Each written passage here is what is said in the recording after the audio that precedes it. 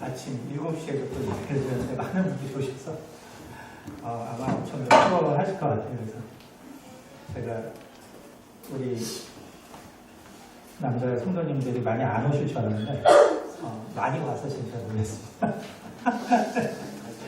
네, 우리 성도님들이 참 믿음이 성장하셨구나. 감사하고요. 그래서 이게 참 피곤하게 오셨는데, 오늘 말씀이 이게 모처럼 전하다 보니까, 이게 사실 이상에 관해서가, 그 사순절 때, 고난기간 때 했어야 되는데, 오늘 이제 참 피곤하신 분들에게 또 이거 뭐라고 하는 분이 있어요. 네, 그러나, 원래 하나님이 저기 사랑하는 자에게 또 외를 한 대 더 주시거든요. 말씀 듣고 어쨌든 또 다시 한번 자기 자신 돌아보고 우리는 어떻게 복음을 우상화하는가. 우리가 지난 시간에 우리가 율법의 우상화와 마찬가지입니다. 우리가 어떻게 복음을 우상화하고 있는가. 이 말씀을 듣도록 하겠습니다. 기도하겠습니다. 은혜가 많으신 아버지 감사합니다. 또 하나님 말씀을 통하여서 우리가 참으로 어떻게 우리 마음 가운데 우상이 자리 잡게 되나를 살펴볼 때 우리에게 깨달음을 주시고 우리가 참으로 복음을 우상화하는 이러한 어처구니 없는 일이 우리 삶 가운데 우리 신앙 가운데 일어나지 않도록 지켜주시옵소서. 오직 한 말씀으로 듣는 성령께서 인도하시는 시간으로 이끌어 주시기 바랍니다. 감사드리며 살아계신 우리 주 예수 그리스도로 기도드렸습니다. 아멘. 네, 우리가 누가복음 10장 27절 한번 보겠습니다. 우리가 잘 아는 구절인데 누가복음 10장 27절입니다. 제가 봉독해드리겠습니다. 대답하여 가라되 내 마음을 다하며 목숨을 다하며 힘을 다하며 뜻을 다하여 주 너희 하나님을 사랑하고 또한 내 이웃을 내 몸과 같이 사랑하라 하였나이다. 누가복음 10장 27절에 보면 예수께서 율법에 무엇이라 기록되었느냐 내가 어떻게 읽느냐라고 할 때 이 율법 교사의 말 서기관이 그 당시에 또한 율법 교사로서 이제 사실 같은 것입니다. 어쨌든 그들은 이제 율법의 교사, 다시 말해 성경에서 많이 알았기 때문에 이 질문에 대해서 선생님 내가 무엇을 하여 영생을 얻으리까 하니까 예수님께서 바로 다시 물어보시고 그리고 이 율법 교사는 바로 이 말로 대신합니다. 이거에 대해서 예수님께서 이르시되 내 대답이 옳도다 이를 행하라 그러면 살리라 이렇게 말했거든요. 그러니까 다시 말하면 율법 교사이기 때문에 이 율법에 대해서 정말 정통한 사람이죠. 사람인데 영생을 어떻게 얻느냐라고 할 때 율법 교사가 이 출애굽기 2장에 나온 10계명에 대해서 얘기할 거라고 생각했는데 그것을 얘기하지 않고 있는 걸 볼 수 있습니다. 그리고 오히려 신명기 6장 5절에 이렇게 기록되어 있습니다. 너는 마음을 다하고 뜻을 다하고 힘을 다하여 내 하나님 여호와를 사랑하라. 이것이 신명기 6장 5절 말씀이고요. 그리고 레위기 17장 18절에는 원수를 갚지 말며 동포를 원망하지 말며 내 이웃 사랑하기를 내 자신과 같이 사랑하라.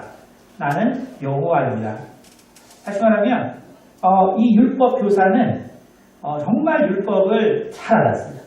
근데 율법을 어떻게 잘 알았냐면 10계명의 본질을 알았다는 거죠. 10계명의 본질. 10계명의 본질을 알고 10계명 가운데 그 영생의 말씀을 고른 것이 아니라 바로 신명기 6장 5절과 레위기 19장 18절을 이 두 절을 합쳐서 예수님께 말씀드리고 예수님은 이거에 대해서 내 대답이 옳다라고 말씀하고 계신 것을 볼 수 있습니다. 이것은 무엇을 제가 말씀드린 것이냐면 우리는 이 우상에 대해서 생각할 때 내가 다른 신을 섬기지 않기 때문에 내 안에는 우상이 없어라고 착각한다는 거예요. 착각한다는 것입니다. 그러니까 내 안에 다른 신이 없기 때문에 내 안에는 우상이 없어라는 것은 바로 하나님이 우상에 대해서 말씀하시는 본질을 우리가 망각하는 것입니다. 다시 말해서 정말 하나님의 뜻이 그 십계명으로 나타나지만 그 본질의 의미는 다 따로 있는 것처럼 바로 우상을 만들지 말고 그리고 우상을 섬기지 말라는 그 본질적인 의미를 우리가 문구에서 찾으면 안 된다는 거예요. 문구에서 찾으면 안 되고 실제로 이 유대인들이 어떻게 우상을 만들어서 결국 타락했는지를 우리가 알아야 한다는 것입니다. 그래서 우리가 한번 에스겔서 8장 한번 보겠습니다. 에스겔서 8장. 에스겔서 8장에는 이렇게 기록이 되어 있습니다. 에스겔서 8장은 결국 이 이스라엘이 발전해서 남유다가 망할 때 결국 이 성전에서 하나님의 그 영이 떠나기 직전에 일들이 바로 1장부터 10장까지 기록되어 있습니다.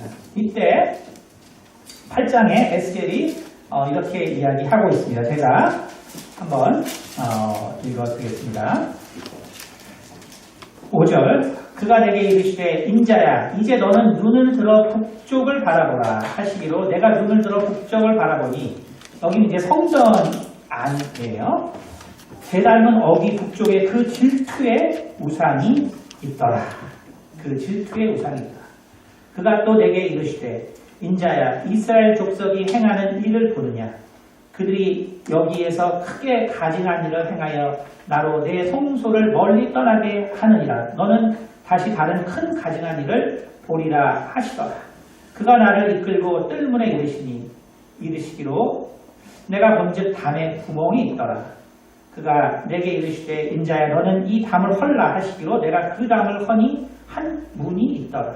또 내게 이르시되 들어가서 그들이 거기에서 행하는 가증하고 악한 일을 보라 하시기로 내가 들어가 보니 각양 곤충과 가증한 짐승과 이스라엘 족속의 모든 우상을 그 사방 벽에 그렸고 이스라엘 족속의 장로 중 70명이 그 앞에 섰으며 사반의 아들 야사냐도 그 가운데에 섰고 각기 손에 향로를 들었는데 향연이 구름같이 오르더라. 그렇죠?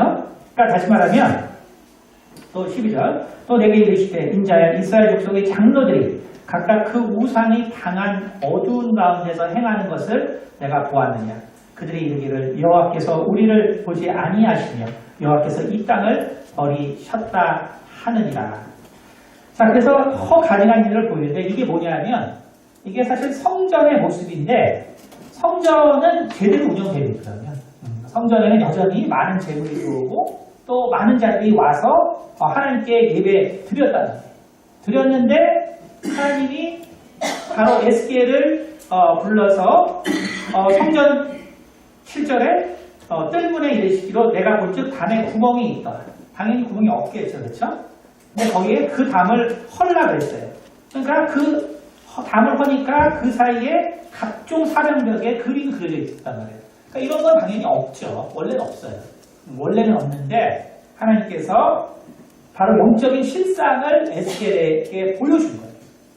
다시 말하면 지난 시간에 우리가 말씀 나눈 것처럼 성경은 우리에게 뭐라고 이야기를 하고 있냐면 우리가 우상을 섬긴다는 것은 내가 다른 신을 섬기는 것을 이야기하고 있지 않다는 거예요. 다시 말하면 내가 십계명에 있는 그 문구대로 생각해서 나는 하나님만을 섬기고 있어 라고 생각한다면 그것은 큰 오해라는 거예요. 바로 이미 우리가 지난 시간에 본 것처럼 이 유대인들의 결국 이 관습, 하나님 앞에 드린 제사의 모습이 뭐냐면 하나님께 열심히 나갔다는 거예요. 우리처럼 열심히 교회에 나왔다는 거예요. 우리처럼 나오는데 근데 그 마음에는 바로 하나님의 뜻을 원한 것이 아니라 바로 하나님의 능력만을 우리가 원했다는 것이죠. 다시 말해서 내가 원하는 것이 이루어지기만을 이렇게 원하고 있었다는 거예요.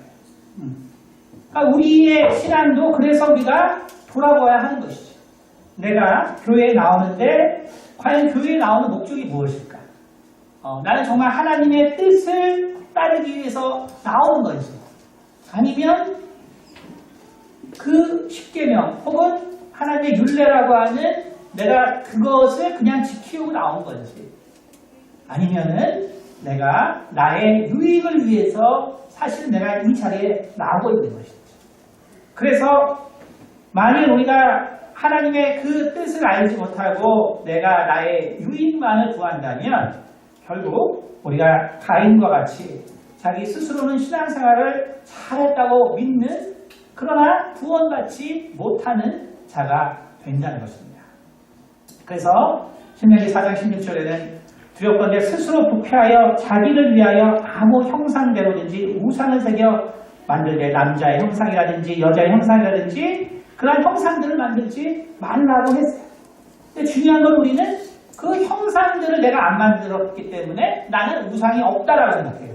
근데 그게 아니고 더 본질적인 모습은 뭐냐면 자기를 위해서, 나를 위해서, 나의 유익을 위해서, 나의 목적을 위해서 바로 그 마음이 바로 우상을 섬기는 마음이라는 것입니다. 우리가 이것을 아주 분명히 이해해야 합니다. 이스라엘 민족은 결국 이러한 과정을 거쳐서 우리가 잘 아는 것처럼 그 마음 가운데 있었던 그 우상, 마음에 있었던 그 우상으로 말미암아서 그들은 결국은 멸망하게 됩니다. 멸망하게 되고, 그래서 성경에는 결국 느헤미야와 그 다음에 에스라를 통해서 왜 도대체 그러면 우리가 멸망을 할 수밖에 없습니다. 왜 그러면 우리가 결국 하나님께서 그 에스라의 그 고백처럼 우리가 그 노예됐던 애굽 땅에서 하나님이 우리를 특별히 정말 못에 벽에 박힌 못처럼 우리를 생각해서 우리를 정말 그렇게 하나님의 그 백성이 되는 자들로 삼아주셨는데 우리가 도대체 무엇 때문에 이렇게 되었는가? 그래서 에스라와 그리고 느헤미야를 보면 결국 세 가지 중요한 그 결론을 이끌게 됩니다. 그래서 우리 한번 느헤미야 10장에 한번 가보겠습니다. 느헤미야 10장. 느헤미야 10장에 첫 번째는 10장 31절에 있어요. 10장 31절. 혹시 이 땅 백성이 안식일에 물품이나 온갖 곡물을 가져다가 팔려고 할지라도 우리가 안식일이나 성일에는 그들에게서 사지 않겠고, 그렇죠? 그래서 일곱째 해마다 땅 쉬게 하고 모든 빛을 탕감하리라 하였고, 그렇죠? 근데 뭐라 그러냐면 우리가 망한 이유가 정말 뭔가를 보니까 우리가 망한 이유가 뭔가를 보니까 우리가 안식일을 지키지 않았기 때문입니다. 우리가 안식일을 지키지 않았기 때문입니다. 그래서 바로 첫 번째가 뭐냐면 결국 하나님께서 우리에게 시간을 주셨어요. 우리가 정말 생명을 얻고 살 수 있는 그 시간을 주셨는데, 근데 그 시간의 중요성, 하나님께서 특별히 에스겔서 20장 보면은 이 백성이 나의 백성이라는 표식으로 주신 게 안식일이에요. 근데 결국 그 안식일을 온전히 지키지 아니하고 결국 그때도 장사를 하고 결국 그때도 결국 하나님이 원하지 않는 그러한 일들을 하는 것. 그러니까 첫 번째가 그래서 안식일입니다. 두 번째는 10장 37절에 나와 있습니다. 또 처음 익은 밀의 가루와 거제물과 각종 과목의 열매와 새 포도주와 기름을 제사장들에게로 가져다가 우리 하나님의 전의 여러 방에 두고 또 우리 산물의 11조를 레위 사람들에게 주리라 하였나니 이 레위 사람들도 우리의 모든 성읍에서 산물의 11조를 받는 자이니라. 그렇죠? 그래서 두 번째 뭐냐면 이 물질에 대해서 쭉 나오는데 그 핵심은 결국 우리가 11조를 하지 않았기 때문에 하나님으로부터 재앙을 받았기 때문에 우리가 다시 11조를 드려야 합니다. 이것이 바로 두 번째입니다. 다시 말하면 우리가 인간이 정말 어떤 공간적인 곳에서 우리가 사는 존재라고 할 때 결국 우리 이 삶에 있어서 결국 우리를 지배하고 있는 것이 바로 물질이라는 것이죠. 우리가 결국은 시간을 정말 안식일로 하나님 앞에 돌려드리는 것이고, 그리고 우리가 이 공간에서 사는 이것은 바로 우리가 그것을 지배하는 바로 물질을 하나님께 드림으로써 우리의 마음 가운데 있는 우상을 제했다는 징표가 된다는 거예요. 그리고 세 번째는 무엇이냐면 10장 29절에 나와 있는 다 그들의 형제 귀족들을 따라 저주로 맹세하기를 우리가 하나님의 종 모세를 통하여 주신 하나님의 율법을 따라 우리 주 여호와의 모든 계명과 규례와 율례를 지켜 행하여 우리의 딸들을 이 땅 백성에게 주지 아니하고 우리의 아들들을 위하여 그들의 딸을 데려오지 아니하며. 그러니까 다시 말하면 세 번째는 뭐냐면 하나님께서 결국 그 이방인들과 결혼하지 말라고 했잖아요. 근데 결국은 결혼했단 말이에요. 결혼함으로 어떻게 되냐면 이스라엘 민족의 그 생각이 바뀌게 되죠. 다시 말하면 우리가 정말 이 시간과 공간 그리고 거기에 사는 우리에게 있어서 가장 중요한 건 뭐냐면 우리의 생각이에요. 우리의 생각. 근데 우리의 생각을 결국은 누가 가장 영향을 많이 주냐면 누구긴 누구예요? 우리 남편이나 아내죠. 그렇죠? 그러니까 여러분이 결국 이렇게 힘든 모습이 왜 생겼어요?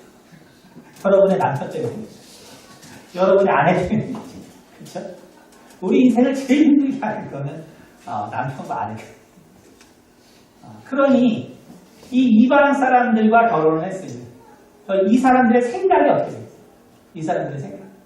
그러니까 하나님을 버릴 수밖에 없어요. 그러니까 이 세 가지의 요소는 결국 하나님이 이 모든 세상을 만들어서 우리도 하나님을 생각하라고 했는데 결국 이 세 가지 요소 때문에 결국은 우리가 하나님을 섬기지 못하고 그리고 그 세 가지의 문제에 몰두해서 하나님께 필요한 것만 구하는 자가 돼서 결국 하나님을 우상화시켰다. 하나님을 우상화시켜버리게 된 것입니다. 그런데 우리는 어떻게 생각하냐면 근데 우리가 복음에서는 이런 게 다 필요 없지 않냐. 우리가 사도행전을 보면 정말 우리가 이방인들에게 어떠한 의무를 우리가 남겨야 되느냐 라고 할 때 결국은 정말 아무런 그러한 제약도 남기지 않고 결국 음란을 행하는 것과 그리고 이제 피체 먹는 것. 사실 이거 빼고는 우리가 저들에게 어떠한 것도 이제 의무를 지어서는 안 된다. 이제 이렇게 했기 때문에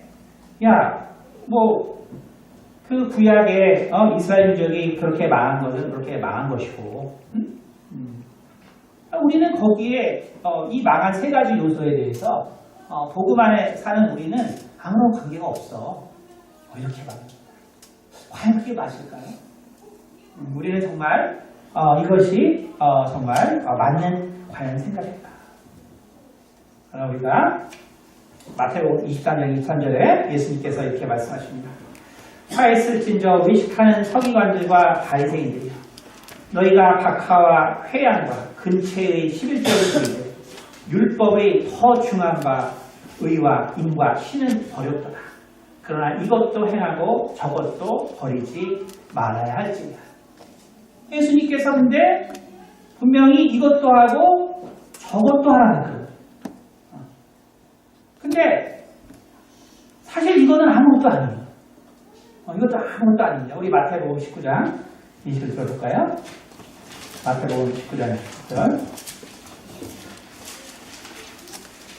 마태복음 19장 21절입니다. 우리가 잘 아는 재물이 많은 소년에 대한 이야기입니다.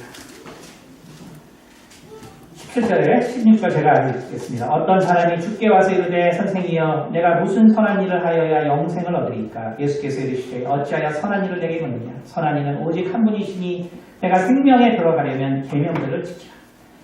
이르되 어느 계명이니까 예수께서 이르시되 살인하지 말라, 간음하지 말라, 도둑질하지 말라, 거짓 증언하지 말라, 내 부모를 공경하라, 내 이웃을 내 자신과 같이 사랑하시는 것입니다. 그 청년이 이르되 이 모든 것을 내가 지켰사온즉 아직도 무엇이 부족하나이까. 예수께서 이르시되 내가 온전하고자 할진대 가서 내 소유를 팔아 가난한 자들에게 주라. 그리하면 하늘에서 보화가 내게 있으리라. 그리고 와서 나를 따르라 하시니 그 청년이 재물이 많음으로 이 말씀을 듣고 근심하며 가니라. 예수께서 제자들에게 이르시되 내가 진실로 너희에게 이르노니 부자는 천국에 들어가기가 어려웁니다. 다시 너희에게 말하노니 낙타가 바늘기로 들어가는 것이 부자가 하나님의 나라에 들어가는 것보다 쉬우리라 하시니. 다시 말해서 정말 성실하고 정말 이 온전하게 살고자 노력했던 이 청년이 그 재물이 많아서 그 정말 번민하면서 돌아가는 그 뒤통수에다 대고 예수님이 부자가 천국 가는 것은 낙타가 바늘기로 들어가는 것보다 어렵다라고 했다는 거예요. 정말 이 청년이 이 정말 진실되게 산 이 청년의 뒤통수에다 대고 그 얘기를 했다. 그러니까 11조를 할 필요가 없다. 여러분 11조라는 것은 그 중에 아무것도 아니에요. 그 중에. 다시 말하면 이 구약의 이 그들이 왜 망했는가를 살펴보는 그 기조가 여러분 신약에 와서 그것이 없어졌다라고 생각하면 안 돼요. 그런 것이 없어진 것이 아니에요. 왜냐하면 여전히 물질은 이 땅에서 나의 우상이 되고 내가 하나님께 구하는, 여러분 살면 살수록 느끼겠지만 결국 90%는 물질에 되는 거예요. 90% 물질. 결국은 물질에 되는 거죠. 그러니까 우리가 이 물질에 대한 부분은 어느새 내게 우상화가 될 수 있어요. 이것이 나에게 자유롭게 되었다라고 생각한다면 그것은 큰 오해가 될 수 있다는 거예요. 어떤 면에서는 큰 오해가 될 수 있다는 것입니다. 그리고 두 번째는 뭐라고 말하고 있습니까? 히브리서 10장 25절에 이렇게 기록하고 있습니다. 우리 히브리서 10장 25절. 히브리서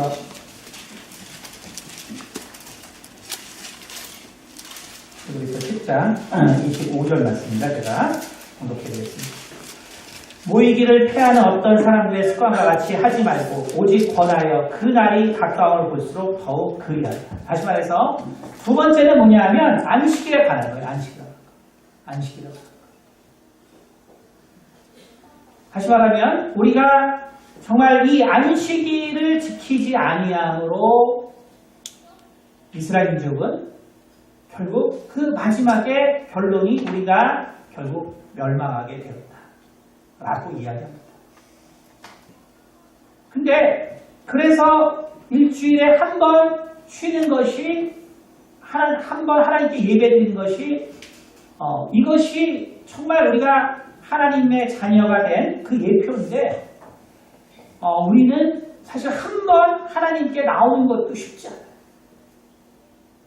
근데 오늘 히브리서는 뭐라고 말하냐면 모이기를 패하는 어떤 사람들의 습관같이 하지 말고 오직 권하여 그날에 가까워 볼수록 더욱 모이자 그랬다. 더욱 모이자 그랬다. 근데 정말 한 번 주일 성수하기도 얼마나 인생이 어려운지 몰라요. 얼마나 인생이 어려운지. 제가 이게 목사가 직업병이 있는데 뭐냐면 어디만 가면 누가 안 한다고 합니다. 직업병. 그래서 딱 그날 앞에 딱 쓰면 아이고 누가 안 한다. 그럼 이제 생각한다. 내가 무슨 말 실수했냐. 나 지난주 설교를 뭐 했지? 왜 안 왔지? 아주 그냥 머리가 아파요. 이게 습관이 돼서 어디 사람만 모이면 누가 빠졌지? 누가 빠졌지? 얼마나 잘 빠지는 거예요. 얼마나. 근데 우리가 이제 복음 안에 산다고 해서 우리가 정말 이 안식일을 안 지키는 것, 우리가 하나님께 지키지 않은 이 시간이 상관이 없다고 생각하는데, 여러분 오히려 성경은 뭐라 그러냐면 그 기조가 전혀 바뀌지 않았어요. 오히려 그날이 가까울수록 더 모여. 아니 무슨 일주일에 한 번 모인다는 게 뭐냐. 더 모여. 기조가 전혀 바뀌지 않았어요. 우리는 정말 복음 안에서 스스로 착각해요. 야, 그거 이제 우리한테 모든 짐을 다 예수님을 통해서 우린 자유롭게 됐어. 그러니까 우리는 하나도 이제 우리에게는 우리 얽매는 모두 없어 라고 생각하지만 여러분 성경에서 그 기조는 전혀 변하지 않은 것을 볼 수 있습니다. 오히려 그 기조는 더 강화된 것을 볼 수 있어요. 그리고 우리가 베드로전서 2장 9절에 뭐라고 기록하고 있습니까? 베드로전서 2장 9절 제가 공부하겠습니다. 그러나 너는 택하신 족속이요 왕같은 제사장들이요 이렇게 되죠. 맨날 자기는 왕같은 제사장이라고 알고 있어요. 택한 족속이라고 알고 있어요. 거룩한 나라로 알고 있어요. 소유된 백성으로 알고 있어요. 근데 맨날 자기가 왕같은 제사장으로 알고 있는데 제사장이 제사 지내봐. 제사장이 그것도 일주일에 한 번 있는 제사를 지내는 거죠. 그것이 아니라는 것이죠. 우리가 하나님께서 정말 우리에게 정말 모이라고 하는 이 기조는 전혀 바뀌지 않고 그것은 오히려 우리에게 더 정말 요구하고 계시는 일이라는 것을 우리가 돌아보아야 합니다. 세 번째는 뭐냐면 바로 정말 이방 이 사람들과의 결혼입니다. 우리가 이 에스라를 보면은 이 세 번째가 가장 가슴이 아픈 일로 기록되어 있습니다. 세 번째로. 다시 말하면 유대인들이 정말 나의 나라가 이 나라가 왜 멸망했느냐라고 볼 때 결국 안식일과 그리고 이 11주 생활은 그들이 다시 할 수 있어요. 근데 세 번째 너무너무나 힘든 게 뭐냐면 바로 결혼했는데 누구랑 결혼했냐면 바로 이방 사람들과 결혼한 사람. 이방 사람. 와보니까 너무나 많은 사람들이 이방 사람들과 결혼했어요. 그들에게 또 자식들이 딸렸어요. 만일 우리라면 과연 이 이방 여인이라고 혹은 이방 남편이라고 또 거기서 난 아이들이라고 우리가 그들과 헤어질 수 있겠는가? 절대로 사실 헤어지지 못하죠. 근데 이스라엘 민족은 이 유대인들은 에스라와 느헤미야를 보면 정말 눈물을 흘리면서 결국 그들이 결단하고 그리고 그들의 이방 남편 그리고 아내 그리고 아이들을 다 돌려보내는 것을 볼 수 있어요. 이거는 우리가 상상을 할 수 없는 거예요. 우리가 상상을 할 수 없는 거죠. 상상을 할 수 없는 거죠.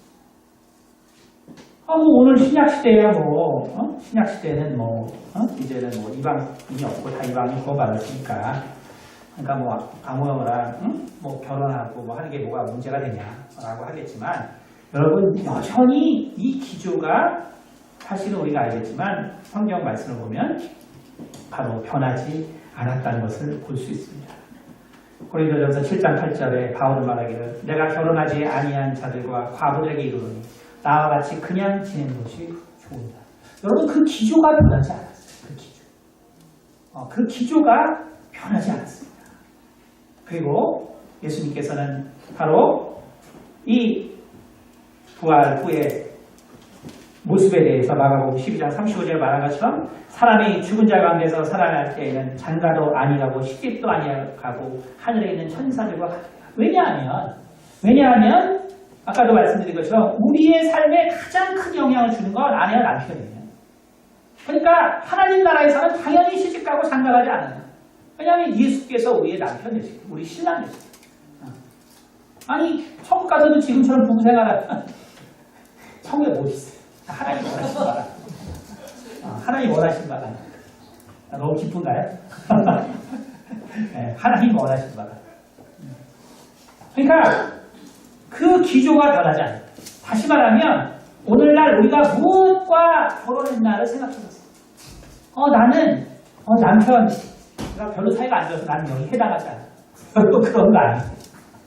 나는 아내와 사이가 안 좋아서 난 여기 해당하지 않아. 그런 게 아니에요. 내가 누구와 결혼했나를 생각해보세요. 나는 정말 누구와 결혼했나. 정말 내 인생에 가장 큰 영향을 주고 있는 게 누구인가. 무엇인가. 어떤 사람은 그것이 자녀일 수도 있고, 어떤 사람은 그것이 부모일 수도 있고, 어떤 사람은 정말로 아내와 남편일 수도 있고, 어떤 사람은 그 일일 수도 있고, 그 권력일 수도 있고, 그 돈일 수도 있고, 무엇과 결혼했냐가 바로 문제라는 것입니다. 다시 말해서 여러분, 우리가 이 이스라엘이 멸망하고 결국 유다가 멸망한 이 기조가 이게 신약 안에서 없어졌다라고 생각하면 안 돼요. 오히려 그 기조는 더 유지되고 더 확장되어 있는 것을 볼 수 있습니다. 볼 수 있어요. 그런데 우리는 왜 그것이 내 마음 가운데 다가오지 않을까? 우리는 왜 그것이 내 마음 가운데 다가오지 않을까? 저 목사가 또 왜 저런 설교를 해요, 또. 그쵸? 목사가 또 왜 저런 설교를 하고 또 돈이 필요한가? 교회 재정이 부족한가? 성도들이 잘 안 모이나? 뭐 이제 내가 뭐 이게 하는 게 뭐 불만인가? 그런 것이 아니고 왜 우리는 정말 그러한 말씀이 있어도 아니야 이거는 그냥 그렇게 하는 얘기야. 우리는 복음 안에서 자유를 얻었어. 누구도 우리를 얽매이면 그거는 율법적인 거, 그거는 다 잘못된 거야. 우리는 왜 이렇게 자유로울 수 있을까? 우리는 왜 이렇게 밑도 끝도 없는 자유함이 복음을 했을까? 그럼 이것은 과연 옳은 것이야. 여기 한번 창세기 22장 11절하고 있죠. 창세기 22장 우리가 잘 아는 표현이라 제가 한번 드리겠습니다. 22장 12절 하다가 이르시되 그 아이에게 내 손을 대지 말라. 그에게 아무 일도 하지 말라. 내가 내 아들 내 독자까지도 내게 아끼지 아니하였으니 내가 이제야 내가 하나님을 경외하는 줄을 아노라. 아멘. 믿음의 조상 아브라함이 정말 바울의 말처럼 그가 그의 믿음을 의로 여기심을 받았다라고 바로 바울이 이야기하고 있습니다. 그런데 이 아브라함이 정말 그 믿음을 의로 여기게 된 사건은 우리가 잘 아는 바로 이삭을 드린 사건입니다. 근데 이 이삭을 드리는 이 사건에서 성경이 뭐라 그랬냐면 바로 그 천사를 통해서 뭐라고 그랬냐면 내가 이제야 내가 하나님을 경외하는 줄 아노라라고 얘기했습니다. 여러분 우리에게 매우 중요한 사실이 하나 있는데 뭐냐면 여러분 믿음이라는 것이 우리는 모든 것의 기반이라고 생각할 수 있어요. 우리는 믿음이 우리 모든 신앙의 기반이라고 생각할 수 있습니다. 그런데 성경은 그 믿음의 기반이 있다고 얘기해 주고 있어요. 그 믿음의 사실은 기반이 있다고 얘기해 주고 있습니다. 그것이 뭐냐면 하나님을 경외하는 거예요. 하나님을 경외하는 거예요. 여러분 하나님을 경외하는 마음이 없는 것은 바로 방종하는 믿음이 될 수 있다는 것입니다. 내가 가진 믿음이 하나님을 경외하는 그 바탕 가운데 서 있지 않으면 바로 우리의 믿음은 순식간에 방종하게 될 수 있다는 사실을 아주 잘 알아야 합니다. 그런데 우리가 이것을 잘 알지 못해요. 이것을 잘 알지 못해요. 왜 우리가 하나님 앞에서 왜 결국 우상을 내가 만들게 되냐 하면 바로 하나님을 경외하지 않기 때문에. 가인이 왜 도대체 아벨을 죽이고도 그렇게 뻔뻔할 수 있었냐 하면 하나님을 경외하는 것. 영어로는 다 fear라고 써있어요. 히브리어는 야베라고 하죠. 하나님을 경외하는 것. 하나님을 경외하는 마음이 가인에게 없었어요. 왜? 죽는다고 했는데 절대로 안 죽어. 그 아버지 아담에게도 죽는다고 했는데 안 죽어. 다시 말하면 하나님은 오래 참으시고 우리를 위해서 인내하시고 정말 그렇게 애타게 인내하셔서 참으시는데 그것이 우리가 어떻게 하냐면 경외함을 느끼게 합니다. 하나님을 경외함을 느끼게 합니다. 내가 주일 몇 번 빠졌는데 아무 문제는 없던데? 그런 게 아니에요. 그런 게 아니에요. 거기서 여러분이 경외함을 잃어버렸다면 여러분의 믿음은 파산할 겁니다. 내가 그것이 아무렇지도 않아서 결국 내가 그것이 어느 순간에 내게 자유함이 되어버렸다면 여러분이 복음 안에서 정말 자유를 얻은 것 같죠? 여러분 언젠가는 파산하게 되겠어요. 경외함이라는 것에 바탕을 두지 않은 믿음은 언젠가는 우리에게 반드시 파멸을 여러분, 그래서 제가 개인적으로 목사지만 우리 황기범 집사님께 고마운 것은 우리가 출장도 갈 수 있어요. 다 바쁠 수 있죠. 그렇죠? 근데 우리 한 집사님은 보고를 해요. 제가 출장 때문에 예배를 못 갔지만 이렇게 예배를 드렸습니다. 사진도 찍고 보내요. 여러분, 이건 그냥 개인적인 얘기인데 하나님은 정말 좀 특이한 걸 좋아해요. 여러분, 그건 정말 신앙생활을 많이 해볼수록 여러분 경험할 남들이 전혀 생각하지 못한 어떤 특이한 것을 계속하는 자를 하나님은 정말 사랑하세요. 여러분, 왜 그러면 뭐 자꾸 개인을 거론해서 그렇지만 왜 저분이 저랬어요? 하나님을 경외하는 거예요. 하나님을 두려워할 줄 알아요. 하나님을 두려워할 줄 알기 때문에 그 한 번 빠진 거, 야, 뭐 빠질 수도 있지 뭐. 이 세상 뭐 사람이 다 그런데, 야, 목사도 빠지더라. 저도 빠졌겠지만. 목사도 빠지더라. 그래서 자유함을 얻으면 안 된다. 경외함이 없는 자유는 반드시 우리도 우리의 신앙을 파멸하게 하는 날이 찾아옵니다. 오늘 아브라함이 정말 하나님께 그 믿음을 인정받은 것은 그 믿음의 근원에 바로 하나님을 경외하는 마음이 있었기 때문에 그럽니다. 다시 말해서 하나님을 두려워하는 그 마음이 그 가운데 자리 잡고 있었기 때문이죠. 여러분, 우리가 11조를 안 하죠. 제가 참 이 교회 4-5번째가 어쨌든 올 때마다 제가 참 가슴 아픈 게 제가 항상 이 헌금의 한 3손가락을 들어요. 어떤 교회가. 너무 가슴 아파. 너무 가슴 아파.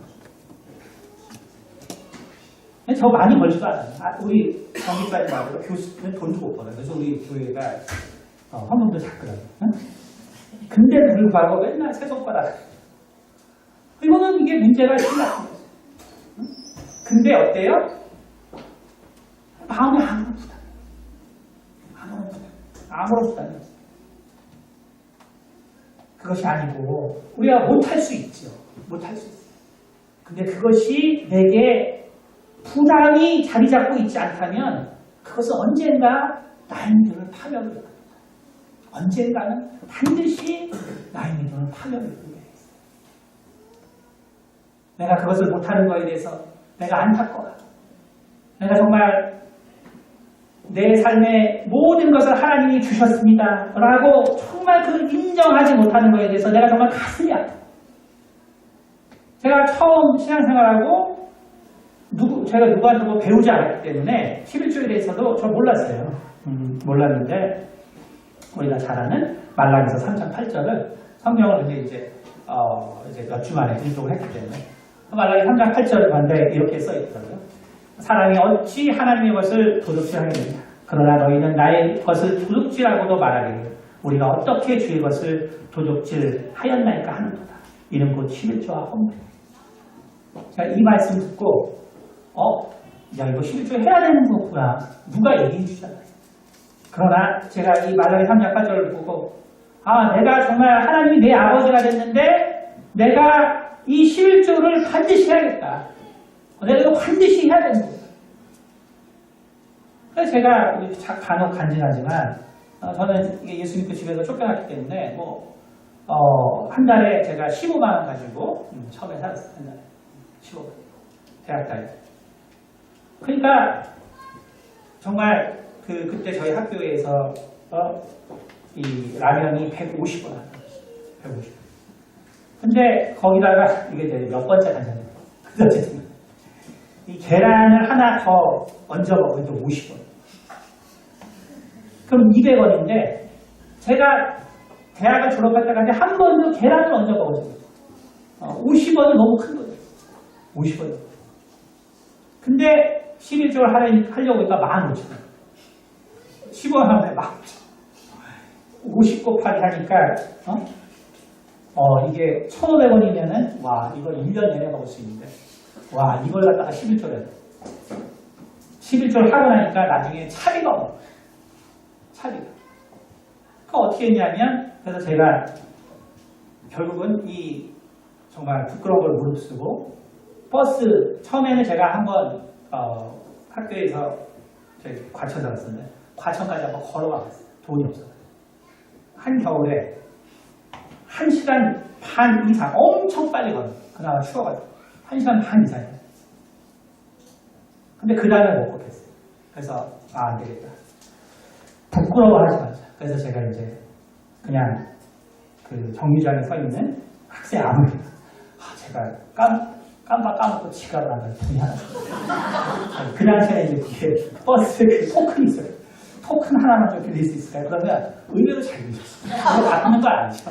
갚는 거 아닌데 의외로 잘 빌려줘요. 그래가지고 제가 무임승차 그렇게 하고 그렇게 그것이 정말 힘든 거예요. 근데 정말 이 말라기 3장 8절에 어떻게 내가 사랑하는 내 모든 것을 바쳐서 사랑하는 내 하나님을 내가 어떻게 정말 도둑질하는 자의 아버지를 내가 만나겠다. 얼마나 정말 이것 때문에 제가 고생했지. 그러나 하나님께서는 결국 그 모든 것들을 다 채워주셨어요. 결국 3년 만에 제가 그 당시에 한 달에 200만 원을 벌었어요. 근데 제가 들어보니까 이 1990년대 초반에 이화여대 교수님들 월급이 한 120만 원, 30만 원 밖에 그 당시 생각보다 많지 않았어요. 그러니까 우리는 정말 내가 하나님께 이 물질을 드리지 않는 거에 대해서 내가 정말 자신이 있기 때문에 자유롭기 때문에 나는 거기 아무런 문제가 되지 않는다. 나는 오히려 자유롭다. 이런 생각을 하면 안 되는 것입니다. 저 이런 기조는 전혀 변하지 않습니다. 이런 기조. 우리가 이제 정말 이 또 살아가면서 우리 가운데 우상이 된 것들이 얼마나 많은지 몰라요. 우리 가운데 우상이 된 것들.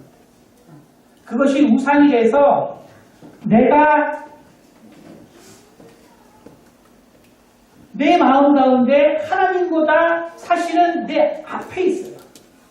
하나님보다 앞에 있어요. 하나님보다 앞에 있는데 내 스스로는 여러 가지 이유로 그것을 부인하지. 여러 가지로 내가 그것을 부인합니다. 나는 세상에 살기 때문에 어쩔 수 없는 거야. 나는 세상에 살기 때문에 이렇게 할 수밖에 없어. 나는 저렇게 할 수밖에 없어. 우리에게는 얼마나 많은 우상들이 정말 나와 결혼해서 내 생각과 정말 내 마음을 지배하고 있는 거예요. 근데 우리는 매우 쉽게 나는 우상을 만들지 않기 때문에 나는 우상을 섬기고 있지 않아. 나는 우상을 나는 하나님 말씀 나는 잘 지키고 있어. 복음의 안에서는 이것이 더 자유야. 모든 것이 자유야. 예수님의 보혈의 공로로 모든 것이 자유가 됐어. 나는 정말 그래서 나는 정말 하나님 앞에서 나는 정말 자유자야. 난 정말 구원받은 자야. 그러나 성경은 우리의 믿음이 하나님을 경외하는 기반에 있지 않는다면 그것은 결국 파선하는 믿음이 될 것이라는 것에 대해서 반드시 경고해 주고 있습니다. 우리 잠언 한번 3장 5절 보겠습니다. 잠언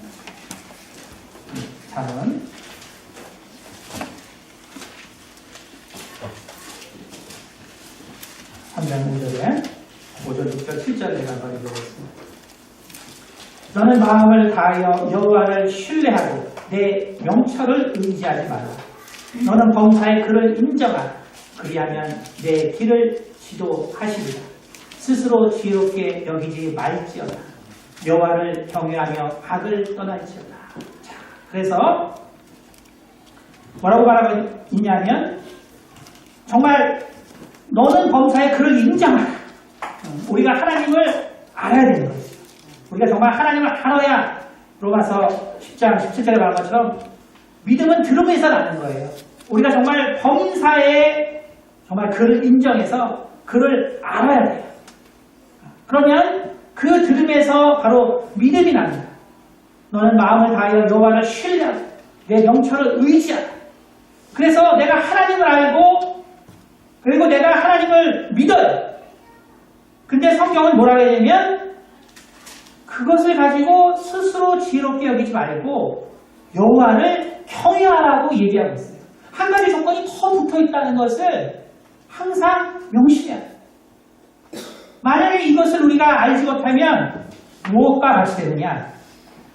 야고보서 2장 19절 보겠습니다. 야고보서 2장 19절 야고보서 2장 19절 말씀 한번 보겠습니다. 한번 보겠습니다. 야고보서 2장 19절입니다. 내가 하나님은 한 분이신 줄을 믿느냐? 잘하는도다. 귀신들도 믿고 떠드느냐. 여러분, 경외함이 없는 믿음이라는 것이 뭔가를 잘 아셔야 돼요. 경외함이 없는 결국 믿음이라는 것이 무엇입니까? 우리에게 있어서 정말 경외함이 없는 믿음이라는 것이 무엇입니까? 어느 때인가 우리도 귀신의 믿음이 되지 않았나를 주의해야 돼요. 정말 어느 때인가부터 내 믿음이 혹시 귀신의 믿음이 되지 않았나 조심해야 돼요. 하나님을 알아요. 하나님을 압니다. 그래서 하나님은 한 분이라고 믿고 떠듭니다. 근데 귀신 뭐가 없어요? 하나님을 경외하는 마음이 없어요. 그리고 스스로 믿음이 있다고 생각합니다. 나는 복음 안에서만 진짜 자유해. 나는 복음 안에서 진짜 자유해. 목사들 저렇게 가르치지. 장로들 저렇게 가르치지. 아직도 율법에 빠져있어. 아직도 율법에서 자유를 못 얻는. 진정한 복음을 못 얻는. 그 마음 가운데는 경외함이 없어요. 하나님 두려움이 없어요. 여러분, 우리가 어떻게 복음을 우상화하고 있나를 정말 중요합니다. 우리가 정말 복음을 어떻게 우상화하고 있는가를 매우 조심해야 돼요. 바로 믿음의 선조들이 정말 율법을 어떻게 우상화했는가? 우리가 그것을 바라봄으로 우리에게 유일한 구원의 길인 이 복음을 우상화하면 안 돼요. 율법을 우상화한 자들은 복음을 통해서 구원받을 수 있지만 복음을 우상화한 자들은 영원히 구원받을 수 없게 됩니다. 복음을 우상화한 그 모든 삶은 다시는 기회가 없다는 것을 우리가 알아야 합니다. 그런데 우리는 이것을 정말 하고 싶은데 할 수 없는 그런 존재들이에요. 나도 모르게 복음을 우상화시키고 내가 정말 복음적인 삶을 산다고 내 스스로가 만족하고 있다. 우리가 히브리서 6장 히브리서 6장 6장입니다. 그러므로 우리가 그리스도의 도의 초보를 버리고 죽은 행실을 회개함과 하나님께 대한 신앙과 세례들과 안수와 죽은 자의 부활과 영원한 심판에 관한 교훈의 털을 다시 닫지 말고 완전한 대로 나아갈지니라. 하나님께서 허락하시면 우리가 이것을 하리라. 뭐라고 했냐면 우리가 그리스도의 도의 초보를 버리고 죽은 행실과 회개함과 하나님께 대한 신앙과 이런 것을 완전히 닦아 나가자라고 얘기하고 있습니다. 여러분, 우리가 모든 것의 가장 중요한 핵심은 뭐냐면 바로 본질이에요. 본질입니다. 왜 믿음에는 그 경외함이라는 것이 바탕이 되어야 되냐면 그것은 하나님이 우리 아버지 되시기 때문에 그런 거예요. 하나님이 우리 아버지 되시기 때문에. 여러분, 제가 생각하면서 보니까 정말 많은 부모들이 눈물 흘리면서 자녀들 걱정하는 사람들이 많습니다. 눈물 흘리면서 염려하고 걱정하고. 근데 어린 경우는 우리가 상관 안 하지만 이제 30대, 40대 나이가 들었는데도 자녀들 때문에 괴로워하고 안타까워하고 그런다. 그래서 그 부모의 가진 재산을 다 갖다 쓰고 그 부모의 정말 어려운 힘든 거를 하나도 신경 쓰지 않고 자기들은 해외여행 다니면서 부모들은 찾아보지 않아요. 여러분, 이것이 과연 부모와 자녀의 관계일까요? 여러분, 우리는 세상에서 가끔씩 그러한 관계를 봅니다. 정말 우리가 이런 자식이 있나라고 생각할 정도의 사건을 가끔씩 봐요. 그럼 우리가 그것을 부모와 자녀의 관계로 볼까요? 아니죠. 왜 그들은 부모와 자녀의 관계가 깨졌을까요? 그것은 바로 자녀들이 부모를 경외하는 마음을 상실했기 때문입니다. 그것은 다른 데 있는 것이 아니에요. 자녀들이 부모를 경외하는 마음을 상실했기 때문에. 다시 말해서 이 부모와 자식의 관계라는 것보다 더 중요한 그 부모와 자식이라는 그 어떤 사실보다 더 중요한 게 뭐냐면 바로 경외하는 마음. 결국 자녀가 부모를 경외하는 마음을 상실했을 때 더 이상 우리가 그것을 부모와 자녀의 관계라고 볼 수 없는 것입니다. 여러분, 우리에게 주어진 그 많은 복음의 자유들이 여러분 잘못하면은 그것은 완전히 우리로 하나님에 대한 경외함을 상실하게 해서 결국 언젠가는 우리의 믿음을 바로 난파하게 할 수 있다는 사실을 잘 알아야 합니다. 우리의 신앙이 우상화되는 이러한 과정이 있다는 것을 우리는 이 구약의 사건으로부터 잘 돌아봤어요. 우리가 주님께서 주신 이 놀라운 자유, 이 영원한 자유를 우리가 끝까지 정말 지켜서 진정한 자유인이 돼야 돼요. 진정한 자유인이 될 수 있는 방법은 뭐냐면 바로 하나님을 경외하는 그 마음을 내 믿음의 바탕에 두는 거예요.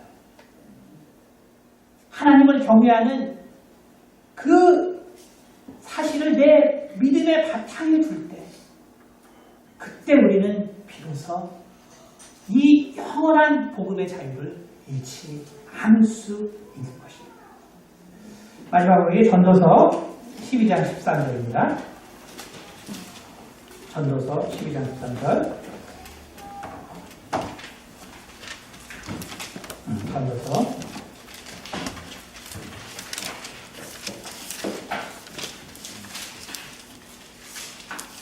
12장 13절입니다. 네, 함께 합독하겠습니다. 일의 결국을 다 들었으니 하나님을 경외하고 그의 명령들을 지킬지어다. 이것이 모든 사람의 본분입니다. 하나님은 모든 행위와 모든 은밀한 일을 선악간에 심판하시리라. 아멘. 바로 성경은 우리 가운데 이야기하고 있습니다. 바로 일의 결국을 다 들었으니 하나님을 경외하고 그의 명령을 지키는 것이 모든 사람의 본분입니다. 여러분, 우리의 믿음, 정말 우리 주님께서 정말 우리 가운데 부어주신 이 자유, 이 영원한 자유를 잃지 않을 수 있는 정말 그 유일한 길은 바로 우리 마음 가운데 하나님을 경외하는 그 마음을 잃지 않는 것입니다. 우리 마음 가운데 그 경외함이 있다면 우리가 어떤 자유 가운데 살고 또 어떻게 하나님께서 우리에게 그 자유함을 경험하게 하시고 우리는 믿음을 난파하지 않고 믿음에 난파하지 아니하고 하나님께서 정말 원하시는 그러한 진정한 하나님의 자녀가 될 수 있을 것입니다. 기도하겠습니다. 우리 기도하실 때 내 믿음을 돌아보게 하여 주시고 우리에게 있어서 정말 하나님을 경외함이 우리의 정말 신앙 가운데 소화될 수 있도록 정말 하나님을 경외하는 이 믿음이 이 사실이 정말 내 마음 가운데 자리 잡을 수 있도록 내가 정말 하나님을 경외함이 없었다면 나에게 있어서 정말 하나님을 경외함을 허락해달라고 우리 하나님 앞에 기도하겠습니다. 아버지 참으로 하나님께서 기억해 주시고 아버지 참으로 아버지에게 아버지 참으로 아버지여 참으로 하나님을 경외할 수 있는 마음을 주님 허락하여 주옵소서. 주님 참으로 아버지 우리에게 아버지 참으로 하나님을 아버지 참으로 경외할 수 있는 마음을 주님 허락하여 주옵소서. 주님 참으로 아버지 내 마음 가운데 아버지 참으로 하나님을 경외할 수 있는 마음을 허락하여 주시기 바랍니다. 주님 하나님께서 참으로 아버지 우리를 공유해 주시고 아버지 우리를 참으로 불쌍히 여기셨소서. 주님 참으로 하나님께서 기억하여 주셔서 주님 참으로 하나님께서 기억하셔서 아버지여 아버지 참으로 아버지 참으로 아버지 우리의 마음이 참으로 아버지여 하나님을 아버지여 참으로 경외하는 마음에서 아버지 참으로 떠나지 않도록 주님 도와주시옵소서. 아버지 참으로 경외함이 참으로 우리 가운데 있어야 주옵습니다. 주님 참으로 아버지여 하나님을 경외함이 참으로 우리 마음 가운데 아버지 있어야 주옵습니다. 주여 참으로 하나님께서 기억하시고 은거의 주님 주께서 참으로 주신 자유함이 아버지여 아버지 이 경외함을 통하여 아버지 낙하하지 아니하고 아버지여 아버지 하시도록 도와주셔서 주님 참으로 하나님께서 기억하시고 있고 주님 참으로 하나님께서 기억하시며 아버지 이끌어주시기 바랍니다. 주님 도와주셔서 주님 참으로 하나님께서 기억하시고 있고 주님 참으로 하나님께서 기억하시고 아버지 이끌어주시기 바랍니다. 아버지 하나님께서 기억하시고 있고 주님 참으로 하나님께서 기억하시며 아버지 이끌어주시옵소서. 아버지, 우리의 믿음이 참으로 아버지여, 아버지여, 참으로 아버지랑 같이 하냐고, 아버지 참으로 경외함을 가지고 아버지여 나가게 도와주소서.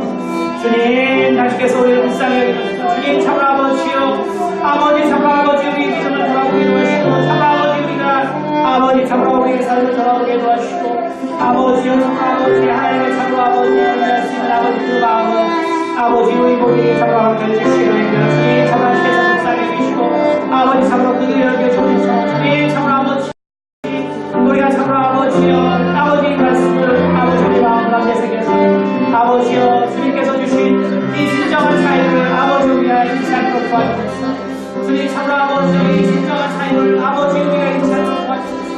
아버지 우리가 참으로 이 진정한 사이를 아버지 잊지 않도록 도와주시기 바랍니다.